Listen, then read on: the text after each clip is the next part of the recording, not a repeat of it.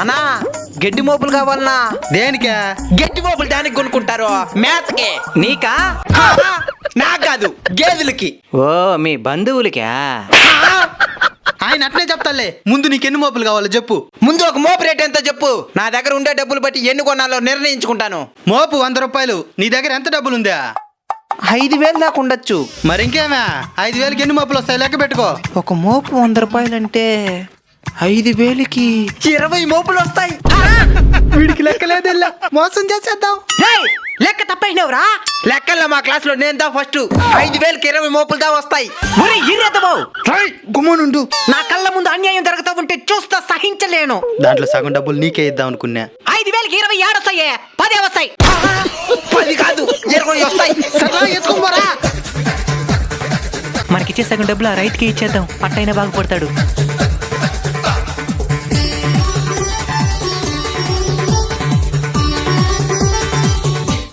డబ్బులు అంతా 100 నోట్లే ఉన్నాయే. 5,000కి ఎన్ని నోట్లు ఇయ్యాలి? లెక్క పెట్టు తెలుస్తుంది. 5,000కి 100 రూపాయల నోట్లు అంటే 10 వస్తాయి. 10 కాదురా, 50 వస్తాయి. లెక్కల్లో నన్ను ఎవడు మోసం చేయలేడు. 10 వస్తాయి.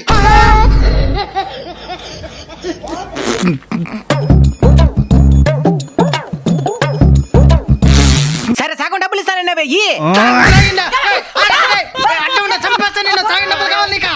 అందుకే పెద్దలు చెప్పేది, ఎవరైనా మోసం చేస్తే మనం కూడా ఎప్పటికైనా మోసపోతాం అనేసి. ఆఫీసులో నాకు నచ్చే టైం ఏందో తెలుసా? ఏంది? Lunch time. మీరు ఫ్రెషరా? లేదు, కొత్త కంపెనీలో జాయిన్ అయినా. మీరు క్యారెట్ తెచ్చుకోలేదా? తెచ్చుకోండా ఇద్దో. మీకా స్టాఫ్ కా? నాకే. లంచ్ కి టైం అయిపోతున్నది. ఏంది మూర్తి గారు, అన్నదానం ఉండదని చెప్పుంటే నేను క్యారెట్ తెచ్చుకోకుండా వచ్చుంటాను కదా. అది అన్నదానం కాదు, మా నాన్న తెచ్చుకున్న అన్నకి మాత్రమే దానం.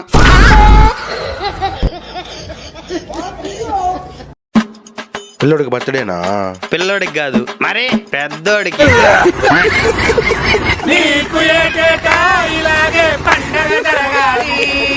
మరి ఇంకేం కేక్ కట్ చేయండి.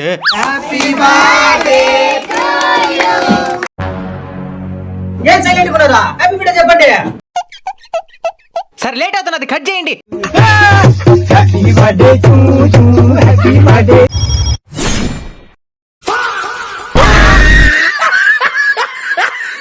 ఇక్కడ ఏదో ప్రోగ్రామ్ జరిగే మార్గున్నదా? మచ్చా లోపల పోయినావు అనుకో, కడుపు నిండా తినేయచ్చు. పదమావ, ఎందుకు ఆలస్యమా? మచ్చా ఇంక వారం రోజులు ఆకలి అనకూడదు, నువ్వు అంత మారి తినాలి ఇప్పుడు. సరే మావా.